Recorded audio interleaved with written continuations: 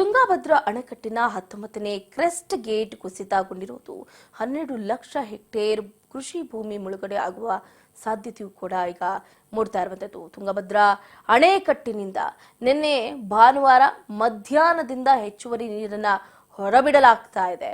ಅಣೆಕಟ್ಟಿನ crest gate ಒಡೆದ ಪರಿಣಾಮ ಬಳ್ಳಾರಿ, ರಾಯಚೂರು, ಕೊಪ್ಪಳ ಮತ್ತು ವಿಜಯನಗರ ಜಿಲ್ಲೆಯ ಸುಮಾರು 12 ಲಕ್ಷ ಹೆಕ್ಟೇರ್ ಕೃಷಿ ಭೂಮಿ ಮುಳುಗಡೆ ಆಗುವ ಸಾಧ್ಯತೆಯೂ ಕೂಡ ಇದೆ ಎನ್ನಲಾಗ್ತಾ ಇದೆ. ತುಂಗಭದ್ರಾ ಅಣೆಕಟ್ಟಿನ 19ನೇ ಕ್ರೆಸ್ಟ್ ಗೇಟ್ ಕುಸಿತಗೊಂಡಿರೋದು ಗೊತ್ತಿದೆ ಎಲ್ರಿಗೂ. ಈಗಾಗಲೇ ಏನು ಭಯಭೀತರಾಗ್ತಾ ಇದ್ದಾರೆ ರೈತರು. 12 ಲಕ್ಷ ಹೆಕ್ಟೇರ್ ಕೃಷಿ ಭೂಮಿ ಮುಳುಗೋಗ್ಬಿಡುತ್ತಾ, ನಮ್ಮ ಗತಿ ಏನು ಅಂತ ಈಗ ರೈತರು ಕಂಗಾಲಾಗಿದ್ದಾರೆ. ತುಂಗಭದ್ರಾ ಅಣೆಕಟ್ಟಿನಿಂದ ನಿನ್ನೆ ಭಾನುವಾರ ಮಧ್ಯಾಹ್ನದಿಂದ ಹೆಚ್ಚುವರಿ ನೀರನ್ನ ಹೊರಬಿಡಲಾಗ್ತಾ ಇದೆ. ಅಣೆಕಟ್ಟಿನ ಕ್ರೆಸ್ಟ್ ಗೇಟ್ ಒಡೆದ ಪರಿಣಾಮ ಬಳ್ಳಾರಿ ಆಗಿರ್ಬೋದು, ರಾಯಚೂರು, ಕೊಪ್ಪಳ ಮತ್ತು ವಿಜಯನಗರ ಜಿಲ್ಲೆಯ ಸುಮಾರು 12 ಲಕ್ಷ ಹೆಕ್ಟೇರ್ ಕೃಷಿ ಭೂಮಿ ಮುಳುಗಡೆ ಆಗುತ್ತೆ ಅಂತ ಹೇಳಲಾಗ್ತಾ ಇದೆ. ಅಣೆಕಟ್ಟಿನಿಂದ 1.5 ಲಕ್ಷ ಕ್ಯೂಸೆಕ್ಗಿಂತ ಹೆಚ್ಚಿನ ನೀರನ್ನ ಹೊರಬಿಟ್ಟಾಗ ಪ್ರವಾಹದಿಂದಾಗಿ ಅನೇಕ ಕೃಷಿ ಕ್ಷೇತ್ರಗಳು ಜಲಾವೃತ ಆಗುತ್ತೆ ಮತ್ತು ಪ್ರಸ್ತುತ ಅಣೆಕಟ್ಟು 2 ಲಕ್ಷ ಕ್ಯೂಸೆಕ್ ಈಗಾಗಲೇ ದಾಟಿದೆ.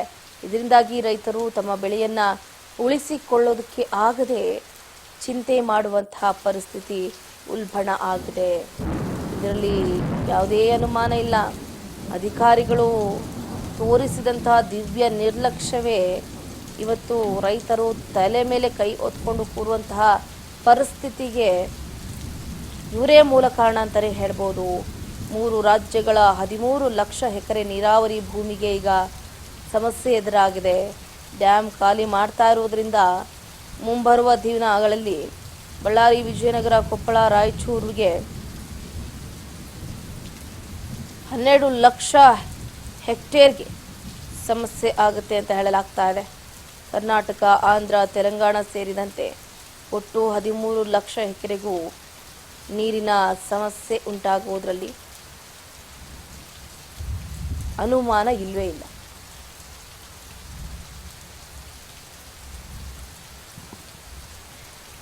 ಇದೇ ಸಂದರ್ಭದಲ್ಲಿ ಇತ್ತ ಐತಿಹಾಸಿಕ ಸ್ಥಳ ಹಂಪಿಯಲ್ಲೂ ಕೂಡ ಸಾಕಷ್ಟು ಸ್ಮಾರಕಗಳು ಕೂಡ ಮುಳುಗಡೆ ಆಗ್ತಾ ಇದೆ. ಗಮನಿಸ್ತಾ ಇದ್ರೆ ದೃಶ್ಯಗಳನ್ನು.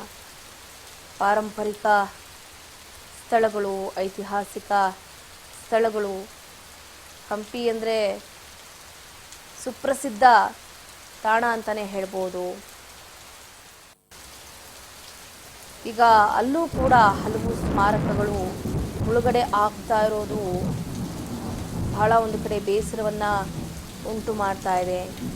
ಇನ್ನು ಏನೇನೆಲ್ಲ ನೋಡಬೇಕು ಗೊತ್ತಾಗ್ತಾ ಇಲ್ಲ. ಬಟ್ ಹಂಪಿಯಲ್ಲಿ ಈ ದೃಶ್ಯವನ್ನ ನೋಡೋದು ಒಂದು ಕಡೆ ಬೇಸರ ಅಂತಾನೆ ಹೇಳ್ಬೋದು. ತುಂಗಭದ್ರಾ ನದಿಯ ಜಲಾನಯ ಪ್ರದೇಶಗಳಲ್ಲಿ ಏನು ಭಾರೀ ಮಳೆ ಆಗ್ತಾ ಇರೋದ್ರಿಂದ ಹಂಪಿಯ ಪುರಂದರ ಮಂಟಪ ಆಗಿರ್ಬೋದು, ಚಕ್ರತೀರ್ಥ, ಕೋದಂಡರಾಮ ದೇವಸ್ಥಾನ ಮುಳುಗಡೆಯಾಗಿದೆ. ಅಷ್ಟೇ ಅಲ್ಲದೆ ಹನುಮ ದೇವಸ್ಥಾನ ಸೇರಿದಂತೆ 12 ಸ್ಮಾರಕಗಳು ಕೂಡ ಮುಳುಗಡೆಯಾಗಿದೆ.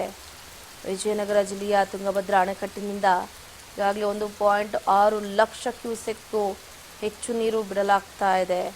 ಹಂಪಿಯ ಹಲವು ಸ್ಮಾರಕಗಳು ಈಗ ಮುಳುಗಡೆ ಆಗ್ತಾ ಇರೋದು ಎಲ್ಲೋ ನಮ್ಮ ಸಂಸ್ಕೃತಿ ಪರಂಪರೆಯನ್ನು ನಾವು ಕಳ್ಕೊಂಡ್ಬಿಡ್ತೀವೇನೋ ಅನ್ನುವಂಥ ಭಯ ಈಗ ಮೂಡ್ತಾ ಇದೆ.